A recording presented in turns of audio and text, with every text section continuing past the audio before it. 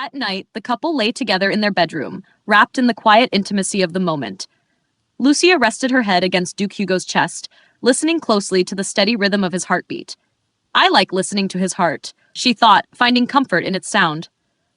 Starting tomorrow, I won't be in Roham for 2 days, he said suddenly, breaking the silence. The words jolted her, stirring a small shock inside. Where are you going? Lucia asked, lifting her face to meet his gaze. To inspect the territory, he replied evenly. From now on, I'll be doing inspections once or twice a month. The lord of a domain has to do that kind of work too? She said, her voice carrying a hint of disbelief. Of course, he answered, his tone firm but calm. There must be order. A lord must know the state of his land. Inspecting the territory, Lucia murmured, her eyes lit with curiosity. So that's what a lord is supposed to do, she thought, even as he leaned in to brush a gentle kiss against her cheek. Her mind flickered to a memory. Count Metten, the husband I saw in my dream, never once did anything like this. Will it take long? She asked carefully. 3 or 4 days. If things drag on, it may take longer, Duke Hugo said as he reached to hold her face in his hand. So I won't see him for 3 or 4 days, she thought as his hand lingered in her hair. Without even realizing it, Lucia had already grown used to having him at her side. The thought of his absence made her uneasy. He pulled her close into his embrace. She wanted to tell him, please come back soon. But another thought stopped her. If I say that out loud, will he think I'm being bothersome? Instead, she just held him tighter. You have a tea party in 2 days, don't you? He asked suddenly. Yes, she nodded. I have something for you. It should arrive tomorrow or the day after, he told her with a faint smile. What is it? She asked, surprised. A gift, he said simply. A gift? From him? For me. Lucia's cheeks warmed. Her heart began to race at the thought. May I ask what it is? She ventured. A necklace, he answered plainly, watching her expression. Oh, she replied softly, caught off guard. You're telling me that easily? She thought, her anticipation fading a little. He's not one for surprises, really. Do you not like jewels? He asked, his brow faintly furrowed. Who doesn't like jewels? She countered with a small smile, her hand sliding down his chest. Then that's settled, he said. After a pause, he asked, Do you have any plans for while I'm away? Other than the tea party in 2 days? Nothing much. She said innocently. You don't have any particular plans? He pressed. Then his voice grew firmer. Don't think about doing anything unusual just because I'm not here. Just be good and stay put. What do you mean unusual? She asked, puzzled. I'm just telling you to carry on as you always have, he explained. His tone sharpened slightly. In particular, you must not go outside. His words caught her off guard. I wasn't really thinking of going outside. But why is he specifically forbidding it? She tilted her head in confusion. I have no reason to leave anyway. Everything I need is already here inside the castle. That's why I haven't gone out this whole time. Why? She asked softly. Do you want to go out? He countered.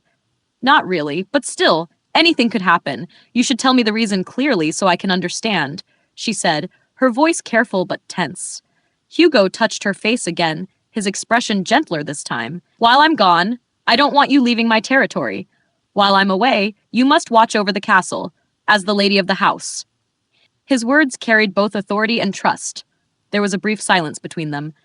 I see, Lucia said playfully, letting the tension ease.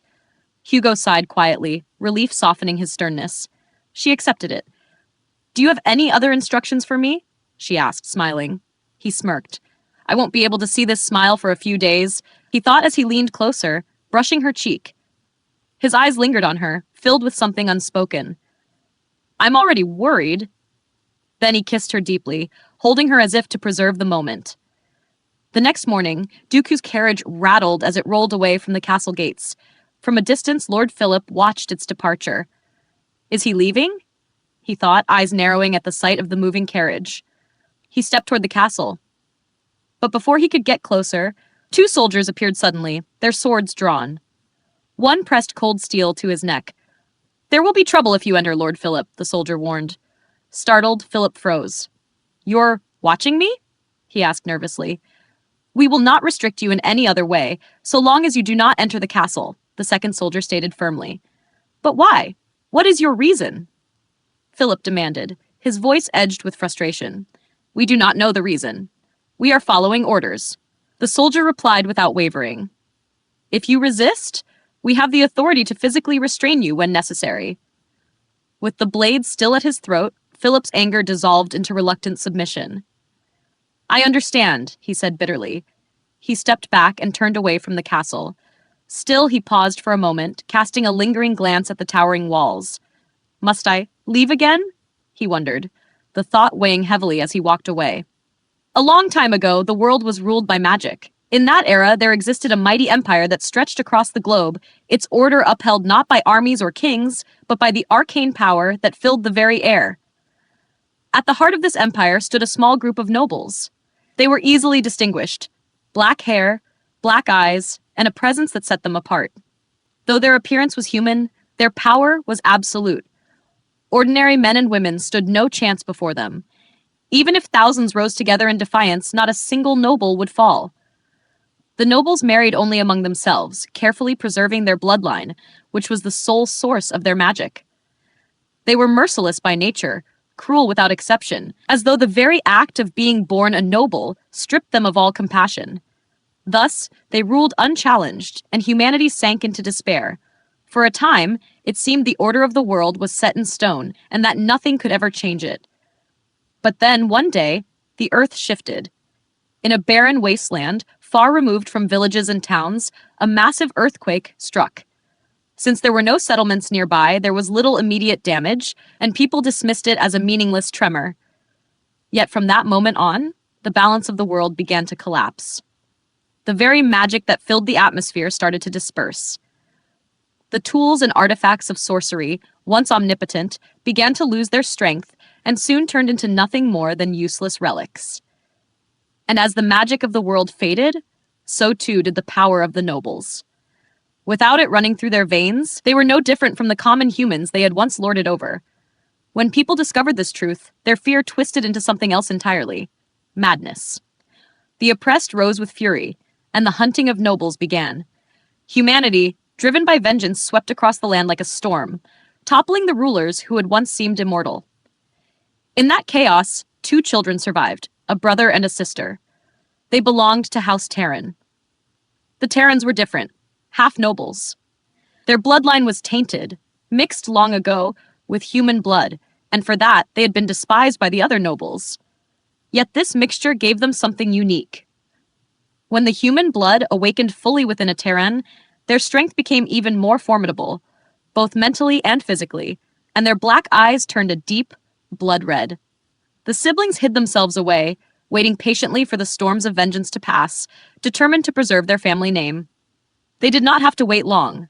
Within decades, the once great magical empire was reduced to nothing more than a fading story. Within a century, it had become legend, and with more time, it was little more than myth. Yet eventually, the atmosphere of the world began to change again. A faint trace of magic returned. Old relics, long dormant, began to stir with power once more. That was the moment House Taran resurfaced. From their hiding place, they retrieved treasures and artifacts they had preserved. Using their charisma and skill, they rallied forces and rebuilt their house. Others joined them as well, some descendants of humans who had pledged loyalty to the Taran line. The vow passed down among these families was always the same: to preserve the Taran bloodline, no matter the cost. Lord Philip, a loyal retainer, carried this vow as his life's purpose. He often reminded himself of it, whispering words that had guided generations. During the age of the magical empire, no child had ever been born to a union between human and noble. But in the Taran family, such children did exist. The question was how. Long ago, Taran ancestors had been fascinated by this mystery and pursued secret research. During the empire's height, their findings had no use. But after the empire's collapse, when nobles were nearly extinct, their discoveries became invaluable. They had found a way to ensure their bloodline would never die out. The rule was this: if 2 members of the Taran line bore a child together, that child would always be a son. But if a Taran took an ordinary woman, the child would always be a daughter. These daughters, born of outsiders, were raised to be brides for their half-brothers, thus ensuring the cycle continued. For ordinary women to conceive children with Tarans, a special method was needed. It required 3-leaf mugwort. A woman would begin taking mugwort at the onset of her first period, continuing for at least a year. This would stop her monthly bleeding. Then, after a night with a Taran, she would take another medicine to nullify the effects of the mugwort, restoring her natural cycle. Until her bleeding resumed, her body remained fertile, allowing conception to occur. This secret process was passed down in whispers, guarded fiercely across generations. Now, Lord Philip was the last who truly understood it. As he walked into the darkness, striking a match to light a candle, he reflected on this burden. The bloodline can only endure if young Master Damien has a bride, he murmured, recalling the Duke's warning to stay away from his wife. What kind of woman is she, to provoke such fear in him? Philip's thoughts wandered. He had watched over the twins from birth. Young Master Hugh had been consumed by hatred, his eyes filled with nothing but darkness. Philip had feared he would drag the family's legacy to ruin. But Damien was different. Damien had preserved hope. Without him, House Taran would already have ended. Perhaps some would call it obsession, Philip whispered to himself. But what else do I have? My life has had no meaning outside this duty. I cannot give it up. Meanwhile, elsewhere, Lucia opened a jewel box Duke Hugo had given her. Inside, brilliant gems sparkled, but her face betrayed no delight. She looked at Jerome, unimpressed. Jerome? What is this? She asked. They are gifts for you, my lady, Jerome replied proudly. His Excellency personally prepared them. He smiled, full of pride at the Duke's thoughtfulness. But Lucia, her expression unchanged, merely watched his smile without sharing it. In the Duke's office, Jerome quietly observed his master at work. Though it looked like Duke Hugo was immersed in documents, Jerome knew what he was really doing, searching for a gift for the lady. The butler found it astonishing to see his master agonize so much over a single decision. The Duke, who usually made choices with cold precision, was turning page after page, reviewing lists, contemplating with uncharacteristic hesitation. And yet, Jerome realized he almost seemed to be enjoying himself. Suddenly, Hugo's expression brightened. This will be good, he murmured with certainty, interrupting Jerome's thoughts. After days of careful consideration, he had finally made a decision. He lifted one particular sheet of paper, signaling the end of his search. Jerome accepted the document and read over the choice. His eyes widened. Oh, he hesitated, tense. Your Excellency, I beg your pardon, but I heard that a royal family from another country already won the bid for this necklace at a previous auction. Find out who it is, Hugo ordered without hesitation, his tone calm but firm. Jerome blinked, stunned. Offer them 2 or 3 times as much. Get that necklace. But I've decided on this for her gift. I won't change my mind. The Duke's voice left no room for argument, and a faint smile touched his lips. Jerome could only stand there in amazement before nodding. Yes, Your Excellency. I want to give her something special, Hugo added quietly, his gaze steady. Something she will remember forever. His eyes softened as he looked at the picture of the necklace. This will suit Vivian very well. Back in the present, Lucia stood before the mirror, fastening the necklace around her neck. Its brilliance reflected under the light, a dazzling adornment meant to draw admiration. My lady, it looks stunning on you, Jerome exclaimed with delight upon seeing her wear it. But Lucia, staring at her reflection, tilted her head with a faint frown. What on earth is this? She muttered. The necklace sparkled beautifully, yet it wasn't the sort of accessory she imagined for herself. She preferred simpler, cuter pieces, something light-hearted, not so grand. Did he really... buy this? For me? She asked, glancing back at Jerome, almost in disbelief. His Excellency regretted that it took longer than expected, Jerome explained with a bright expression. He wanted to give it to you personally before he left for inspection. This is far too excessive, Lucia whispered, her fingers brushing against the jewels. Jerome's face stiffened. It's not excessive, my lady, he answered quickly. A gift is excessive if the recipient feels uncomfortable, she replied softly, her voice carrying the weight of sincerity. She folded her arms around herself. If I tell His Excellency that I'm uncomfortable with this, will he be upset? Yes, Jerome admitted without hesitation. Lucia's eyes widened slightly at his firm tone. Master chose this necklace after agonizing over it for so long, Jerome said earnestly. He doesn't usually select gifts himself. This one, it's different. Inwardly, his heart ached at how indifferent she seemed toward the Duke's heartfelt choice. Jerome leaned forward with a small, reassuring smile. There's no need for you to feel uncomfortable, my lady. From Master's perspective, this isn't excessive at all. Of course, he left unsaid the truth about the Duke's wealth and his past lovers. Lucia, catching the silence between his words, thought to herself, because he's so rich. To him, even something this valuable feels no different than giving away a simple hair comb. Later, seated in her parlor, she looked down at the jewel box resting in her hands. The brilliance of the gift made her uneasy. What exactly is his real intention behind this? She wondered. No matter how rich he is, this is too much for something as trivial as celebrating my first tea party. Is he so wealthy that to him, this is nothing more than a casual ring? Then a darker thought entered her mind. Or is this a payment? Because he enjoys sleeping with me? Her chest tightened with sadness. If that's the case, I'll be so upset. Has it become a habit for him giving expensive gifts to his lovers? He's had so many. Perhaps this is just routine. The hypothesis made her heart sink. She groaned quietly, displeased by the thought, running her hand over the jewels. Just stop. Don't overthink it. Maybe this gift doesn't hold any particular meaning at all. She sighed heavily, covering her face with her hand. But then, opening her eyes, her heart swelled. Being his wife, it's completely different from what I expected. I thought life here would be cold, desolate, and lonely, yet I'm filled with happiness every day. He's so affectionate, he never says words that wound me. She lowered her gaze, cheeks growing warm. Those rumors about him being cruel, they're almost laughable now. He's not frightening, not vicious. He's so different from what I thought. Her lips trembled as she remembered the vow she once made. I promised myself I wouldn't fall in love with him. I've tried to resist, but every time he smiles mischievously, every time his strong arms pull me close, every time his lips press against mine so passionately, I can't help but waver. Her heart throbbed painfully. Why did he have to give me this necklace? Why make me feel this way? I've held on until now. I was doing so well. Her thoughts raced as she clenched her dress tightly. But now, I'm afraid that without realizing it, I'll cling to him. What if he ever sends me a yellow rose? What will I do then? She shut her eyes tightly. He's a dignified nobleman, courteous to me only because I'm his wife. If I misunderstand his kindness, it will only bring trouble. Snap out of it.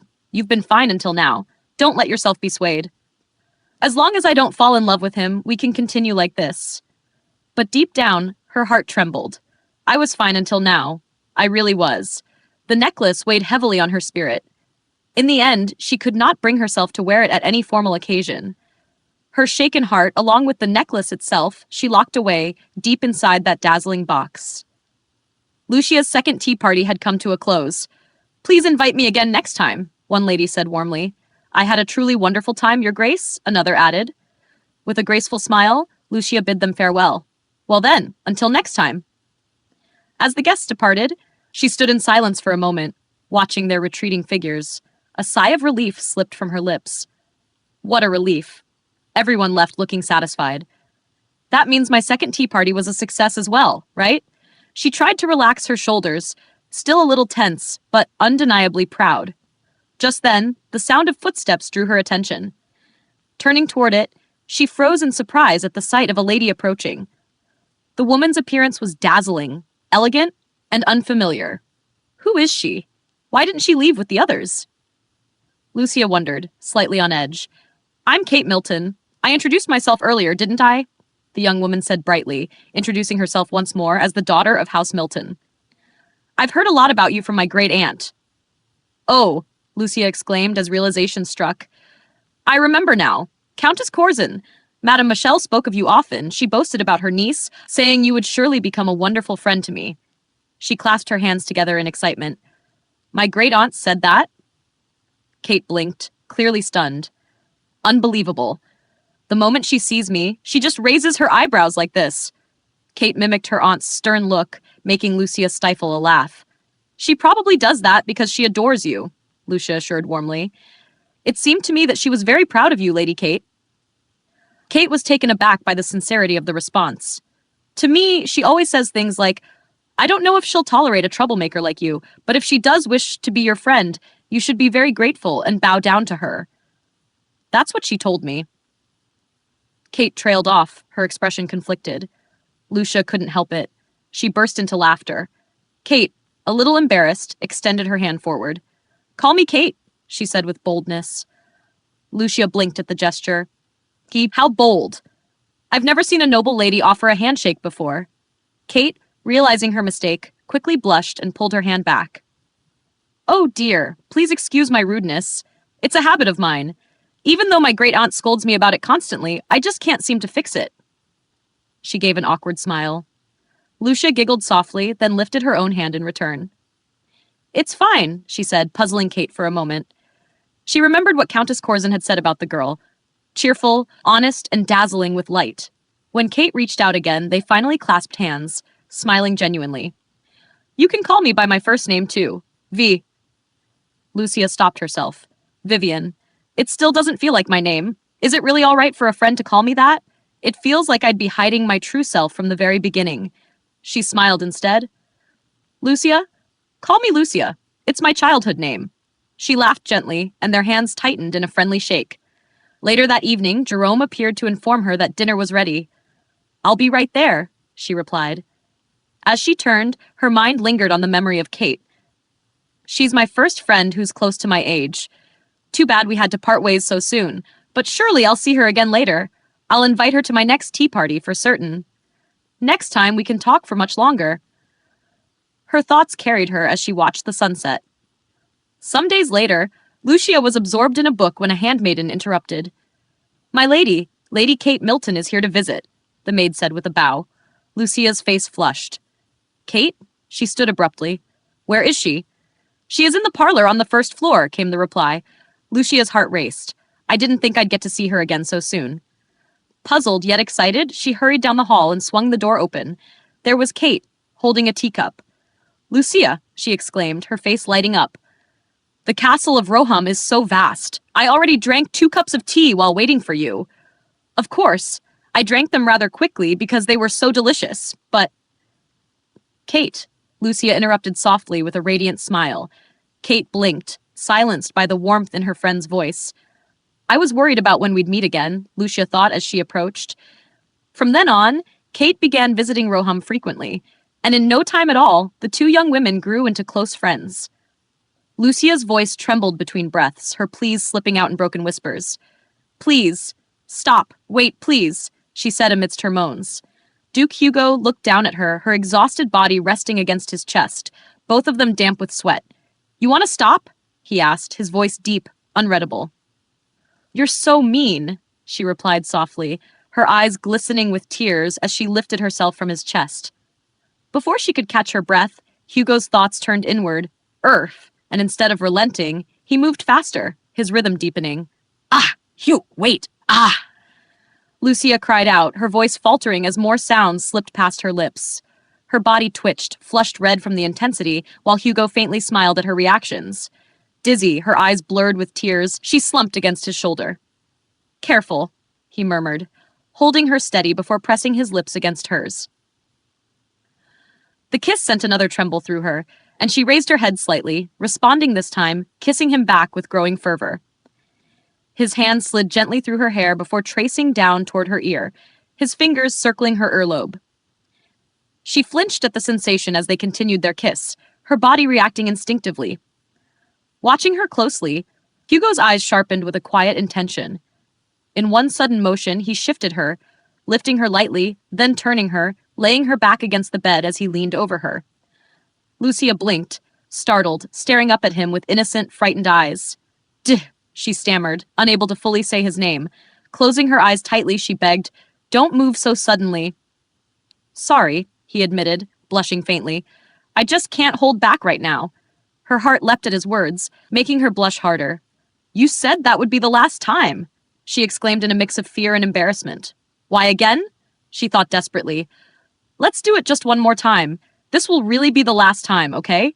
He asked, his tone almost pleading. That's what you said before. I won't fall for it again, she shot back firmly. Really? I promise. Please? He pressed, still blushing, his eyes almost boyish in desperation. She sighed, exasperated, looking at him. Then... All right, she finally relented, her voice soft. But really, this is the last time. All right, I promise, he assured her quietly. They sealed the promise with a kiss, sinking into the moment again. For a brief pause, Hugo pulled back, staring at her face, cheeks flushed. "You fell for it again," he murmured with a tender smile. "You're so cute that I can't stop." And with that, he pulled her under the sheets with him once more. Later, resting against his chest, Lucia's voice was light, almost casual. "Hugh, Lady Kate said something funny this afternoon." "Lady Kate?" Hugo thought immediately, his mind sharpening. "Count Milton's daughter, the one who's been visiting often. Count Milton was a vassal of a duke's house, known for his upright, rigid character. His reputation was of a man who raised his children properly, strict yet admirable. It was for that reason that Hugo had allowed his daughter to spend time with his wife. Looks like they've grown quite close." He reflected silently. "What did she say?" he asked aloud. Lucia leaned up slightly, smiling as she recalled. "Well, she asked me if you forbid me from leaving the castle. She wondered if you dislike me going outside." Her smile remained, but Hugo froze, tense at once. "It's true. I don't like the thought of her going out," he admitted silently. But aloud, Lucia continued gently. "I told her you're not that kind of person." She rested against his chest again. "Lady Kate—" "She's sharper than I thought," Hugo mused, uneasy. "Then Lady Kate asked me to go horseback riding with her," Lucia added, her tone bright. "Horseback riding?"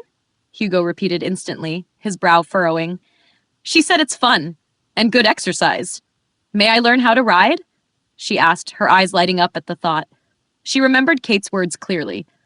That horseback riding was refreshing, that once she understood the horses she would see how gentle they were, that with practice she would quickly improve, and that it had become a popular pastime for noble ladies.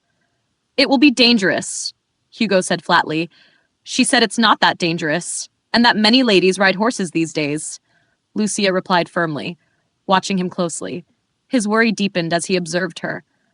"Do you want to learn that badly?" he asked, conflicted. "Horseback riding." His thoughts tightened. "I don't want other men to see her like that, in equestrian attire." The idea of others watching her unsettled him deeply. "You won't let me?" Lucia asked with pitiful eyes, her expression soft and pleading. He felt his resolve crumble. Those eyes, well, he thought to himself, almost panicked. "You can do whatever you want." Barely, he held himself back from blurting it out. "This is the first time she's asked me for something since we married," he realized. "If I refuse, she'll be disappointed. And I don't want that." His thoughts raced. But a stable where only women can enter. There's nothing like that in Roham. Then I'll just have to make one. Not just in Roham. In all of Zenon, such a place did not exist. And yet, from Hugo's stubborn resolve, history would be quietly made. This would be the moment that led to the creation of the first women-only stable in the north. In the future, it would become a central hub for noble women's social life, a place of importance for high society. But at its root, it was born simply from one man's fierce desire to keep other men's eyes off his wife. Finally, Hugo spoke, softly but firmly. "All right, but only if you promise to stay within the castle grounds until you can ride safely on your own. In the meantime, I'll make a stable, one only for women. A week should be enough." Lucia's eyes sparkled instantly. "So you're giving me permission to learn?"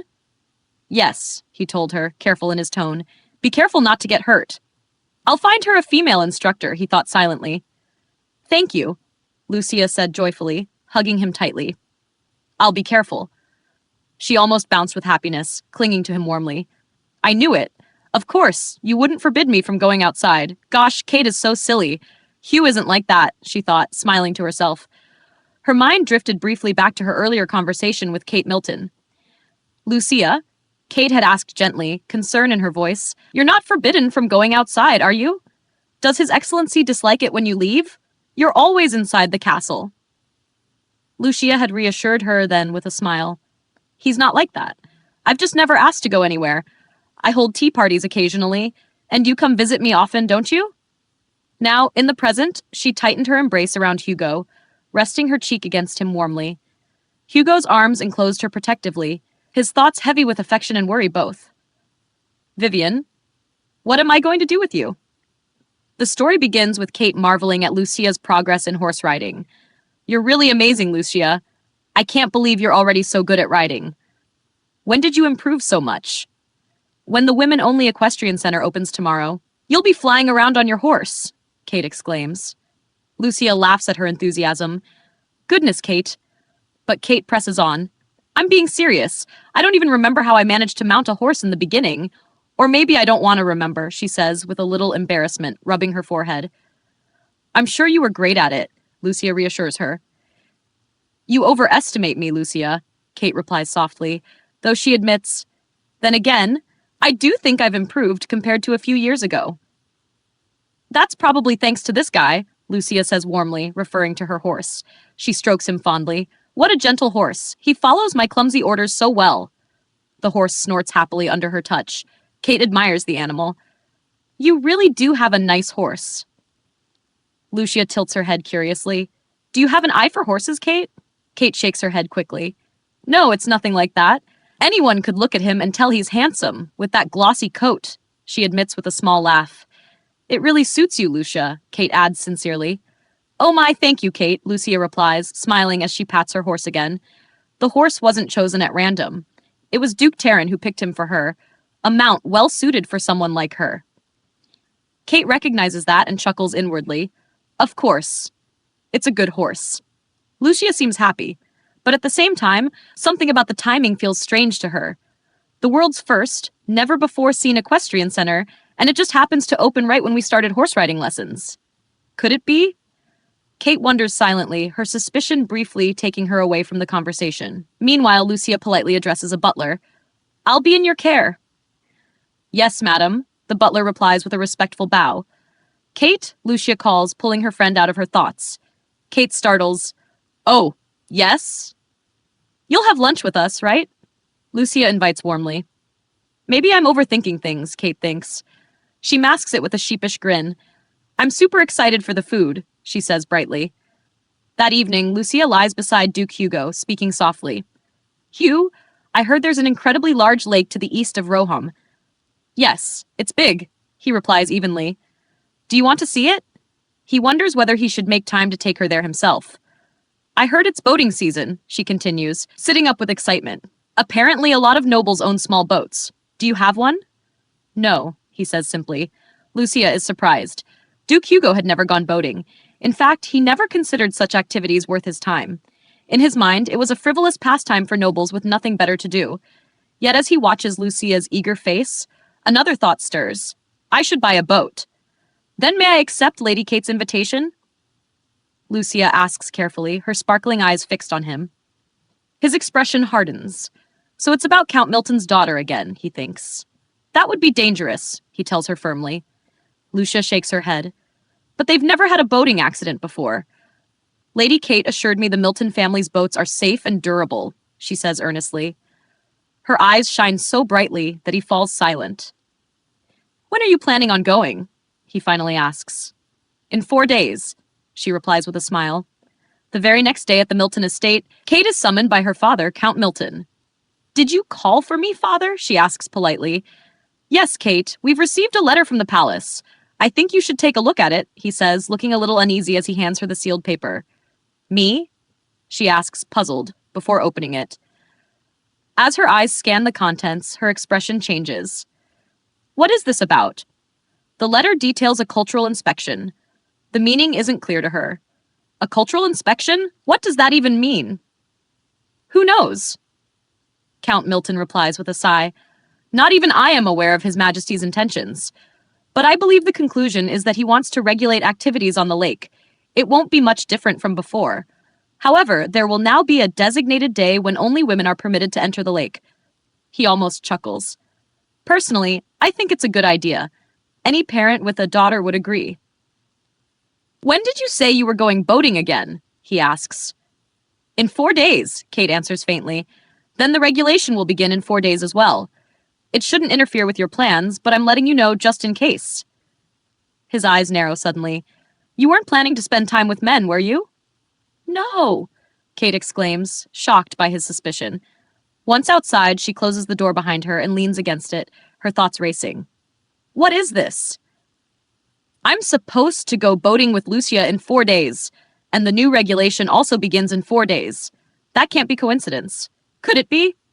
Is Lucia actually confined in her house? But she shakes her head. No, that smile of hers didn't look like someone imprisoned. There was no fear in her eyes. Still, the timing is too precise to ignore.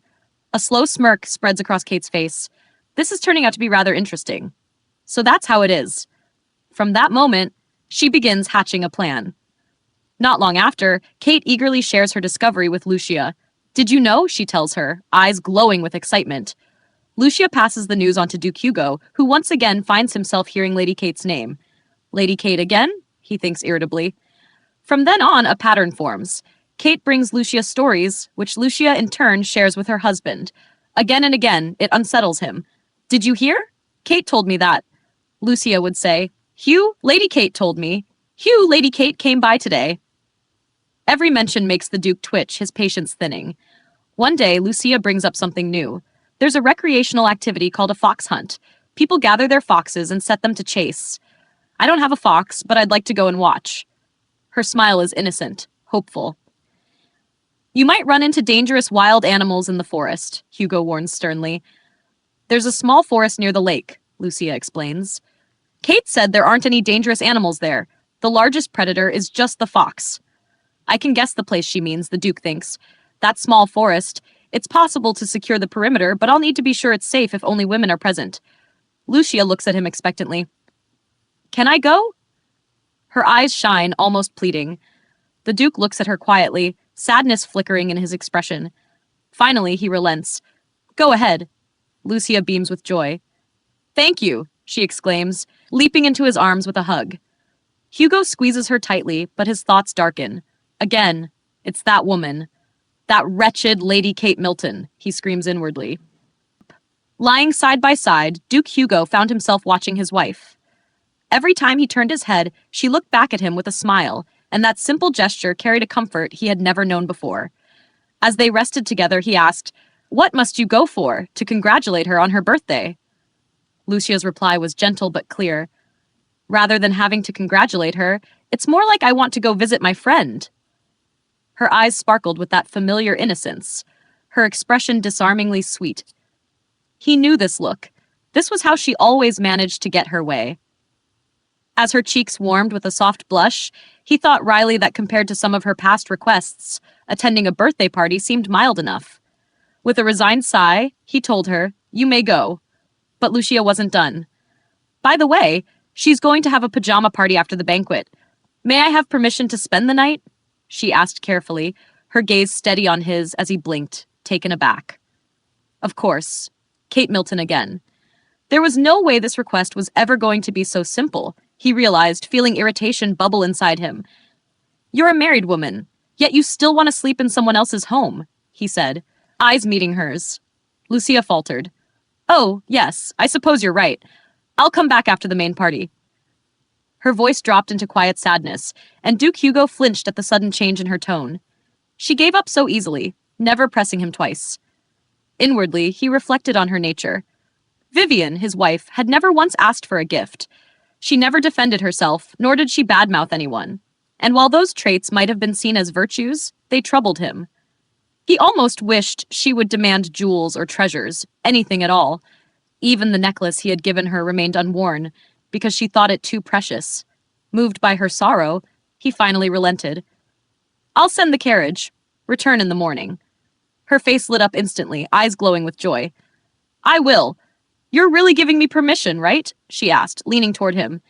Are you happy to leave your husband alone in bed? He teased. But it's only for a day, she gasped. When you go to inspect the domain, you're gone for several days at a time. That's different. It's my job, he countered. Why do you get to make exceptions? She pouted, her lips forming a quiet protest. He chuckled at her expression, leaning forward to steal a kiss. It's nice that you're spending time with Count Milton's daughter, he murmured before claiming her lips again. A soft moan escaped her. Pulling her close, he turned her against him, wrapping her in his arms. But don't learn strange things, he warned faintly. What do you mean by strange? She asked, confusion flickering across her face. Oh, Hugh? She breathed innocently, but he hushed her with a quiet, shh. You're doing great. Just do as you always do, he whispered before pressing closer, moving behind her. His touch deepened, and Lucia gasped with a mixture of surprise and pleasure. Ah, Hugh! She cried softly as his rhythm overtook her. Stay where you've always been, Stay only where I can see you, he said lowly, his pace intensifying until she screamed his name, her voice filling the room as she reached her peak. Later that night, Lucia drifted into a peaceful sleep, her breath steady and calm. Just a few weeks earlier, she had tossed and turned in the heat of summer, restless in bed. But now, she lay curled against him, sleeping soundly like a child. Watching her, Hugo smiled faintly. Suddenly, summer is already almost over, he thought. I always believed the passage of time to be slow, yet now it seems to slip by faster and faster. Stroking her hair gently, he pulled her closer, holding her as he, too, began to drift into slumber. The next morning, Lucia stood in the garden, her hand hovering over the flowers as she admired them. From his office balcony, Duke Hugo observed her quietly, a chuckle escaping at the sight of her simple wonder. Master, Jerome's voice interrupted as he entered the passage, startling him. There's something I'd like to speak with you about, regarding the madam. Jerome entered the Duke's office carrying a cup of tea. The office was empty, the piles of documents on the desk left untouched. Glancing around, Jerome murmured, "The master," and his eyes drifted to the balcony. As expected, Duke Hugo was standing there again. Beneath that balcony lay the garden Lady Vivian had been carefully nurturing. She often visited it, tending the flowers with her own hands, and as she wandered through it, Duke Hugo would stand there, silently watching her. Once upon a time, he never allowed himself to be distracted from work during the day, yet here he was, absorbed in her presence. Jerome allowed himself a faint, sheepish smile. Life is full of surprises. Who would have thought the master would change like this? He recalled what people often said, that marriage can sometimes turn even the most wayward into someone new, more honest and grounded. He never imagined Duke Hugo would be living proof of it. At first, Jerome believed the Duke's interest in marriage would fade quickly, just another passing amusement. But watching him now, Jerome knew it was no shallow phase. His master's gaze followed Lady Vivian wherever she went, as if the rest of the world simply ceased to exist. It puzzled him that the madam did not notice this at all, for Hugo's stare was so intense that even an onlooker would feel uneasy. The madam can be surprisingly slow in catching such things, Jerome thought as he carefully set the cup of tea down on the desk. He paused, reflecting. Their relationship was peculiar, undeniably close, yet with a thin, invisible wall still standing between them. The madam's innocent smiles softened the Duke's typically cold expression, yet something unspoken lingered, keeping them apart. Jerome's duties as steward had taken on a strange rhythm. Reporting the madam's activities, where she went, who she was with, had become part of his daily routine. Normally, he would not hesitate, but this time, he lingered. What he had to report now was about her health, and it weighed heavily on him. Should I make her tell him herself? He wondered. The madam had promised she would speak to the Duke directly, but days had passed, and she remained silent. He pitied her, yet his duty as steward demanded that he act for the well-being of both master and mistress. Finally, with resolution, Jerome straightened from the desk and stepped out onto the balcony. Your Excellency, he said carefully, drawing Duke Hugo's attention. There is something I must speak with you about, regarding the madam. The Duke turned, his expression stern. What is it? Jerome hesitated, his face tightening with unease. Hugo's eyes narrowed. Why are you silent? Speak. After a pause, Jerome lowered his gaze. She has not been menstruating for some time. The Duke's eyes widened. At first, a maid thought she might be pregnant, Jerome continued cautiously, but she was examined and it was not so. According to the madam herself, she has never menstruated. She also refused to undergo further examination by a doctor. His voice strained, as if the words were heavy to utter. Never, Hugo repeated under his breath, his brows drawing together. This is no ordinary matter, Jerome said, his tone earnest. If she is not pregnant, then such a condition could mean she cannot conceive at all. Or worse, it could signal another hidden illness. I strongly suggest she be examined properly. He lowered his voice. But she told me that you already knew of her condition and that there was no cause for concern. Hugo froze. She said I already knew? In that instant, memories flooded him. He remembered the first time Lucia, back then only the woman he had chosen as his wife, had quietly confessed she could not bear a child. She had spoken as if unburdening a great secret, yet he had brushed it off, even laughed in passing. Now sweat traced down his temple as realization struck. That's right.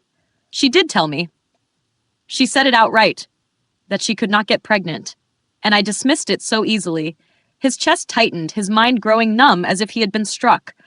A bitter sadness crept in alongside confusion and anger. Why does this unsettle me so? Why does this pain gnaw at me so fiercely? He clenched the railing, his stomach twisting. What of the doctor? Hugo demanded abruptly. Jerome answered carefully. It is not the kind of illness that shows itself outwardly. The doctors cannot diagnose her unless she is willing to explain the full extent of her symptoms. Call the doctor. Now, Hugo ordered sharply. Jerome blinked in surprise, then bowed. Yes, Your Excellency. Without further word, he departed at once. Left alone, Duke Hugo gripped the railing tighter, his fist trembling. His jaw clenched as a low growl escaped his lips. Damn it. She was the ideal wife I had always wanted. She never bothered me, never asked for anything, and she never voiced a single complaint. Duke Hugo leaned back with his hand pressed against his face, pondering the woman he had married. That's not normal. He muttered inwardly, a flicker of unease rising in him. The only knowledge he truly had of his wife came from the sparse pages of Fabian's reports. He remembered those brief accounts of Lucia and realized, with a dull ache, I have no idea what kind of thoughts she has. On the surface, everything had seemed fine. They got along well, or so he had believed. Their conversations had been pleasant enough, and their bedroom had always been filled with passion. But as he sat there reflecting, he asked himself, have we ever truly had a proper discussion? Has she ever once shown me what lies deep inside her heart? Just because she had smiled at him so brightly, he had assumed she had opened her heart to him fully. But now that assumption felt painfully hollow. His body tensed, and he flinched. Jerome, he called out suddenly. Yes, Your Excellency. Jerome answered at once. Bring me a list of all of Vivian's expenses up until now. Hugo ordered, his voice sharp, his eyes serious. Jerome moved swiftly, returning soon with the requested documents in hand. Hugo scanned the thin stack, his brows knitting. Is this everything? He asked in disbelief. Yes, Your Excellency, Jerome replied evenly, his hands folded neatly behind his back. Hugo's frown deepened. It has been several months since we married, yet she has spent only this much? His hand pressed against the documents as if trying to weigh them. What about the doctor? He asked next. I have already sent someone, Jerome answered. I'll be there for the examination, Hugo stated firmly. Yes, Your Excellency. Jerome bowed, obedient and calm. Hugo picked up one of the papers, the edge flapping lightly as his grip tightened. He scanned it, his eyes growing darker, until at last he crushed it furiously in his fist. The expenses recorded were pitifully few, a handful tied to the upkeep of the garden, and some small costs for hosting tea parties. There's nothing else? No personal spending at all? His thoughts churned. She has never once called for a dressmaker? Never invited a jeweler? Has she really not? He demanded aloud. She has not, Jerome confirmed. But I am sure she will attend the upcoming reality parties. For now, she uses dresses once worn by the previous duchesses, along with the jewels passed down through the Taran family. She selects an old gown, has it altered, and after the parties, she returns the jewels to the safe. Hugo's eyes remained fixed on the paper, his silence heavy. His hands crushed it further, the crumpled sheet now a reflection of the turmoil inside him. Why does this make me so angry? Why am I furious when I cannot even explain the reason? Isn't this precisely what he had wanted? Yes, this was the marriage he had chosen, a wife who would stay in her place. Silent, still like a doll. I needed to marry. And so I married. But the duties of a husband were a tiresome burden. That is why I agreed to her terms. It was a contract, nothing more. A deal made to satisfy both of our needs. She had claimed she wanted only the title of Duchess. Surely, he had thought then, she desired the wealth and power that accompanied the position. But now he understood, painfully, that she had never cared for those things at all. Then why does it unsettle me so much? Why is it a problem that she doesn't want wealth or power? I lose nothing because of it. His frustration simmered, his jaw tightening as he pressed a hand against his head. I should be pleased. This contract overwhelmingly favors me. It is exactly what I asked for. Then why do I feel so wretched? A heavy groan escaped him. It felt as though the ground beneath his feet, once solid, secure, was beginning to crumble away. Anxious, desperate, uneasy. The feelings clawed at him, and he could not understand why. Your Excellency. Jerome's voice cut through his spiraling thoughts, pulling him back. Hugo jerked slightly at the interruption. The doctor is waiting, Jerome informed him. Behind him, a maid bowed respectfully. Meanwhile, outside in the garden, Lucia had paused in her steps. She lifted her gaze toward the balcony. Oh, she whispered softly when she saw it was empty. He's not there. Her quiet voice drifted into the air, and then she moved on. Lucia stood still, gazing toward the balcony. I was sure he was there just a moment ago, she thought, her eyes lingering, almost hoping Duke Hugo would return. Her mind drifted back to how it all began, how she had first stumbled upon that sight by chance. She remembered passing through a hallway when she happened to glance through a window, and there he was, Duke Hugo, standing on his balcony, quietly watching the world outside. It's Hugh, she had thought at that moment, startled but strangely delighted. Is that his office? Is he taking a break? I didn't know I could see his balcony from here. So, she stayed, watching him quietly for a while. From her spot, he looked distant, so far away she could hardly make out his expression. He's very busy. So I usually only get to see him at dinner time, she thought wistfully. We live under the same roof, yet somehow he always feels so far from me. Her fingers reached lightly toward the window pane, as if trying to close the distance. Jerome had once told her that Hugo was almost always buried in work, paperwork, endless meetings, inspections of the land. He was diligent, thorough, and serious about his duties. Such a hard-working lord, she reflected. Unlike another man. Unlike the worthless Count Metten of her dreams. Lucia's face flushed with embarrassment as she realized where her thoughts had strayed. I ended up thinking about him again. I want to erase him from my mind. In this life, I don't even want the hem of my dress brushing against his. Forget him. I've found a new path for myself. A life that won't be a nightmare. She pressed a hand to her forehead and exhaled, shaking off the shadow of her past. Her eyes drifted back to Hugo's balcony. Beneath it stretched the garden she had so carefully tended. Now I'm really glad I took the time to tidy it up, she thought. Could he be looking at the garden? It seemed possible. After all, even someone so diligent needed a break from work now and then. Her lips parted slightly as a new thought lit up in her mind. I have a brilliant idea! Not long after, Lucia was in the garden, practically glowing with delight. She moved among the flowers, crouching here and there to examine their buds. Taking care of the garden is the perfect excuse, she reasoned, brushing a hand gently over a bloom. To anyone else, she simply looked like a lady admiring her flowers. He'll think the same too, she assured herself, sneaking a sidelong glance upward toward the balcony. And there he was, Duke Hugo, still standing there. Lucia froze. Her heart thumped wildly. He's watching? He's still there. What should I do? Heat rose to her cheeks, her face turning bright red. Just knowing he's there makes me so happy. But surely he's only looking at the garden, not at me. So why does the back of my head feel so ticklish, as though his eyes are on me? Every fiber of her wanted to look at him directly. But what if someone noticed? What if they realized she had come out only to see him? No. I even came up with this excuse. If I look too openly, it'll all be ruined. Her thoughts whirled. Wait, what if I just turn around casually? Not too directly. Just one small peek. That won't seem suspicious, right? The idea filled her with nervous excitement. So she remained still, pretending to busy herself with the flowers, keeping her eyes lowered, trying to buy herself time. Her heart urged her onward. I really want to see him. Finally, she summoned her courage. Here goes nothing. Slowly, she turned toward the balcony, only to find it empty. Her heart sank. He was gone. Lucia stared up at the space where he had been standing, her face falling with disappointment. He's not there anymore. Of course, he's a busy man. He can't just stand there watching the garden all day. And yet, because of this restless longing, she found herself constantly turning toward that balcony, hoping to catch sight of him. Every time she looked and he wasn't there, the emptiness inside her grew. Still gazing at the balcony, she finally turned away. Her mood darkened. Memories began to stir, memories of their marriage so far. Hugo had been nothing if not faithful. They ate dinner together nearly every evening. They spoke often, and every night, without fail, he came to her bedroom. In so many ways, it had been more than she ever expected.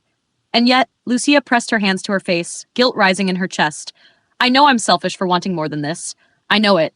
But sometimes I can't stand how empty I feel.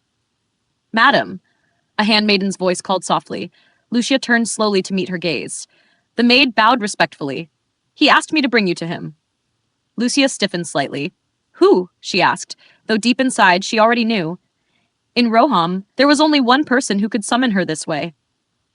Well, His Excellency, the maid confirmed. Lucia's eyes softened with recognition. Of course, she thought, her heart beating quietly as she understood exactly who was waiting for her. Thank you for watching this episode of our manhwa recap. We hope you enjoyed diving into the world of this story with us. If you loved the content, don't forget to give this video a thumbs up, subscribe to our channel, and hit that notification bell so you never miss an update. Your support means the world to us and helps us bring you even more amazing manhwa recaps.